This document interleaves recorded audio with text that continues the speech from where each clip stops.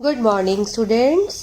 आज हम moral science में चैप्टर नंबर 4 पढ़ेंगे, जिसका टाइटल है ऑनेस्टी। ऑनेस्टी यानी ईमानदारी।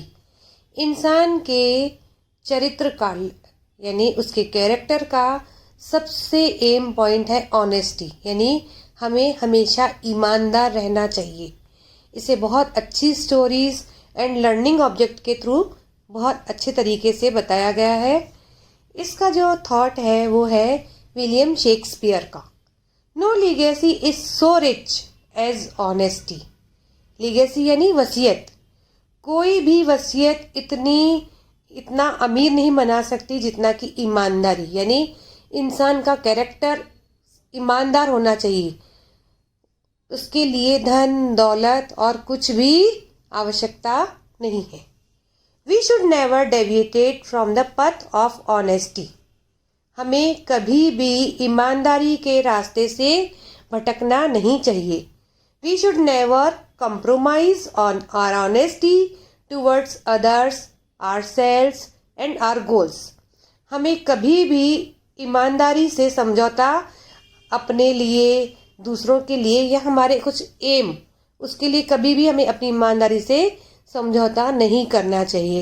यानी ऐसा नहीं कि आज हमारी कुछ ज़रूरत पड़ रही तो हम अपनी ईमानदारी को छोड़ दें, वो नहीं होना चाहिए। An honest person with a clear heart never harms other.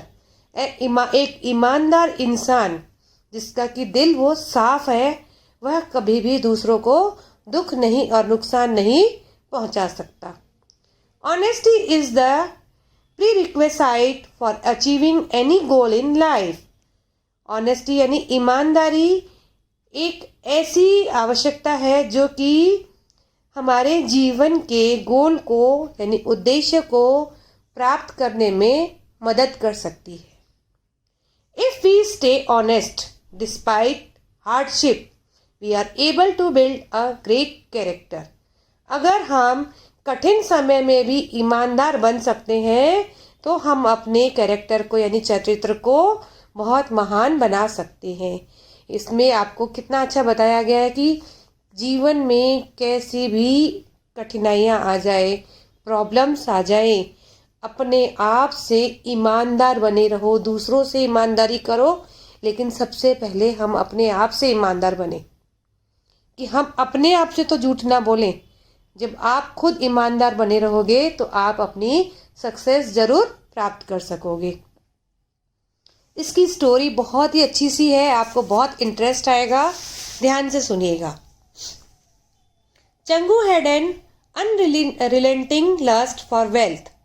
He wanted everything to be his own and never shared anything with anyone, not even his friends and family. एक व्यक्ति था, इंसान था जिसका नाम था चंगू, जिसे कि धन का यानी पैसों का बहुत ही ज़्यादा लालच था और वह इसके लिए कुछ भी कर सकता था। वह इस धन को ना किसी के साथ शेयर कर सकता था, चाहे वह उसके फ्रेंड्स हो या फिर family. One day he lost a wallet which he claimed had ₹20,000. एक दिन उसका एक पर्स गुम हो गया जिसमें उसने बताया कि उसके 20,000 रुपए थे। Extremely sad and angry about the loss he went on looking for the wallet but did not find it anywhere. बहुत ही ज़्यादा उदास और गुस्से में कि उसका इतना बड़ा नुकसान हो गया, उसने अपने बटुए को बहुत खोजा पर उसे वह कहीं नहीं मिला। Changu suspected someone stole his wallet, so he decided to lodge a complaint with police. Changu ने अंदाजा लगाया कि किसी ने उसका पर्स चुरा लिया है, इसीलिए वह पास ही पुलिस स्टेशन में उसकी कंप्लेन लिखाने का निश्चय किया। He wanted to do it right away, but it was quite late, and the nearest police station was very far from the place. वह इस काम को जल्दी ही करना चाहता था, लेकिन अभी बहुत देर हो चुकी थी और पास में जो पुलिस स्टेशन था वो भी इस जगह से काफ़ी दूर था। He did not have enough money in his pocket to pay the fare of an auto rickshaw or a bus.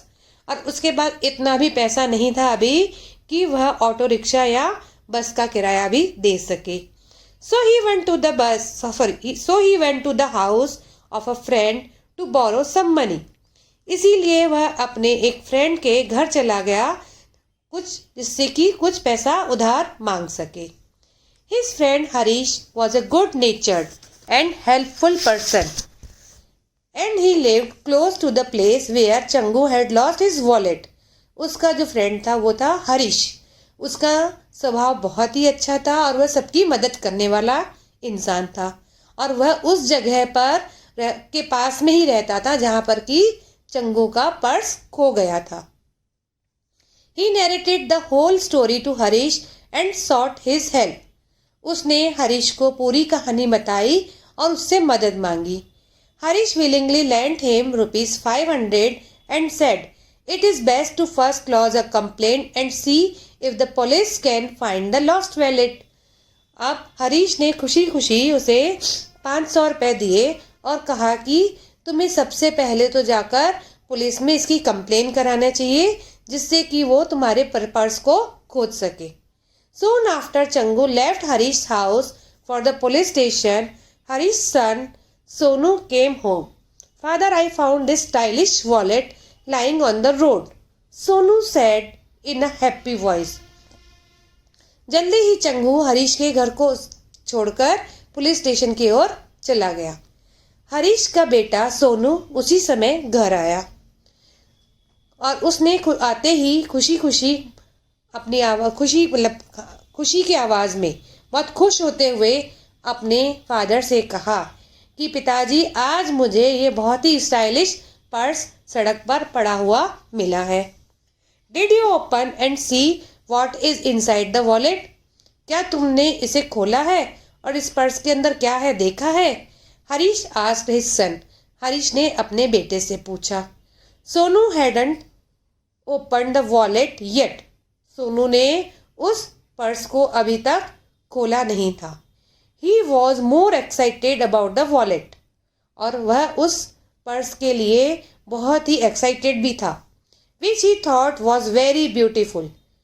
जो कि वो सोच रहा था कि बहुत ही सुंदर है. यानी उसे पैसों से मतलब नहीं था बल्कि पर्स की सुंदरता से ही वो खुश हो रहा था. Harish suspected this could be Changu's lost wallet, so he immediately called him on his mobile phone. Harish ने अंदाजा लगाया कि यह चंगू का खोया हुआ पर्स है, सो उसने तुरंत ही उसके मोबाइल फोन पर फोन लगाया. Changu, my son has found a wallet on the road, please come and see if it is yours. Changu, मेरे बेटे को सड़क पर एक पर्स मिला है, तुम आओ और देखो कि क्या यह तुम्हारा है. Harish said. Changu was yet to reach the police station when he received this call. Changu को जब यह फोन गया तब तक वह पुलिस स्टेशन पहुंच चुका था. He came back immediately. वह उसी समय वापस आ गया.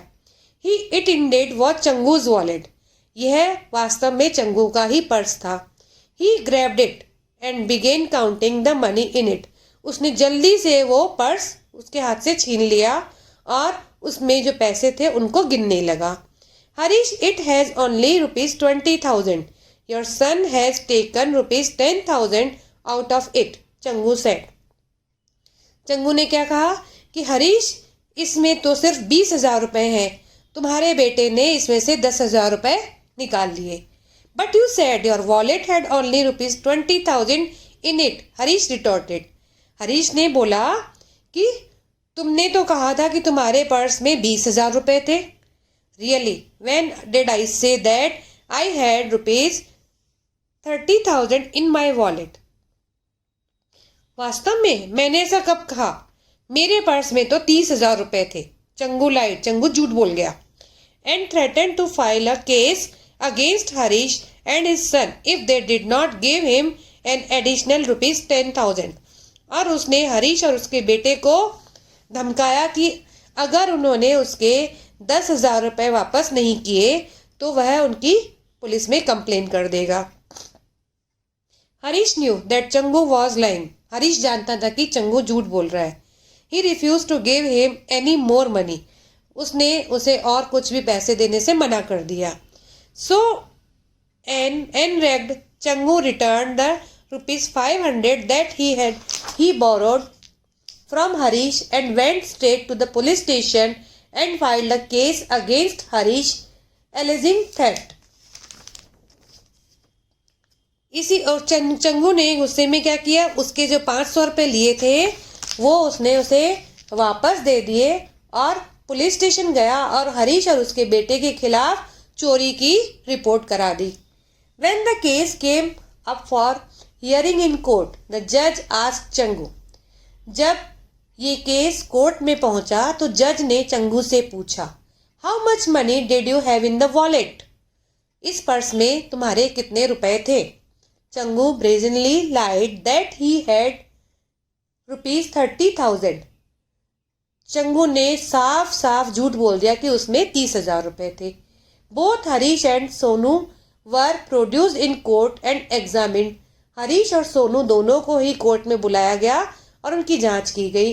After hearing both sides, the judge said in his order, the wallet that Sonu has found is similar to yours, but it does not belong to you। दोनों तरफ की बातें सुनने के बाद जज ने कहा कि सोनू को यह जो पर्स मिला है वो बिल्कुल तुम्हारे पर्स जैसा ही है, लेकिन तुम्हारा नहीं है। It had only ₹20,000 in it at the time it was recovered। क्योंकि जब यह पर्स मिला तो इसमें तो सिर्फ 20,000 रुपए थे। Since you claim that your wallet had ₹30,000, लेकिन तुम तो बोल रहे हो कि इसमें 30,000 रुपए हैं। This must be someone else's wallet। तो यह पर्स किसी और का हो सकता है। Till the real owner of this wallet comes and claims ownership, Sonu can keep the wallet।